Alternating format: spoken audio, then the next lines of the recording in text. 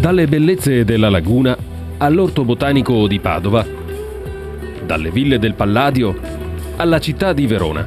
Con il contributo della Regione nasce il Comitato UNESCO Veneto per valorizzare e rendere patrimonio le nostre bellezze. Comitato promotore che vede la Regione al suo fianco per valorizzare quello che è un patrimonio che non è solo architettonico e culturale ma è anche ambientale. Quindi ci saranno le varie deleghe da parte degli assessori competenti per la cultura, l'architettura e anche l'ambiente. Un territorio che deve essere valorizzato. Abbiamo visto che appunto l'entrata delle Dolomiti nell'ambito del patrimonio dell'UNESCO diventa elemento sostanziale di quel che è la tutela del territorio e la sua valorizzazione. Quindi creare questo comitato, far riconoscere che il Veneto ha un patrimonio sicuramente enorme sotto l'aspetto della capacità anche di attrattiva di chi arriva dal resto del mondo per vederlo, diventa fondamentale. Quindi un apporto che la Regione vuol dare per concretizzare un organo che diventa sicuramente elemento soprattutto di certificazione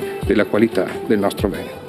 È un lavoro che sicuramente parte, ma che avrà bisogno appunto di massima collaborazione di tutte le parti della società che vogliono appunto contribuire a questo, quindi dal mondo dell'imprenditoria, dal mondo della cultura, dal mondo appunto del territorio, e sarà questo il lavoro per unire tutte le forze per garantire il risultato massimo per il nostro Veneto. E sarà Vera Slepoi a guidare il comitato per far conoscere il Veneto nel mondo. Chiaramente l'UNESCO non è solo un riconoscimento, ma è anche una proposta di mettere nuovamente la cultura nella sua centralità assieme alle istituzioni e ai personaggi che hanno deciso di aderire a questa proposta, dove c'è il grande mondo imprenditoriale, il mondo economico e quello culturale. Quindi per il Veneto nasce una nuova strada, una nuova opportunità che dovrebbe portarlo nuovamente alla ribalta o comunque confermare la sua eccellenza nel mondo. Tra i componenti anche Aldo Pagano,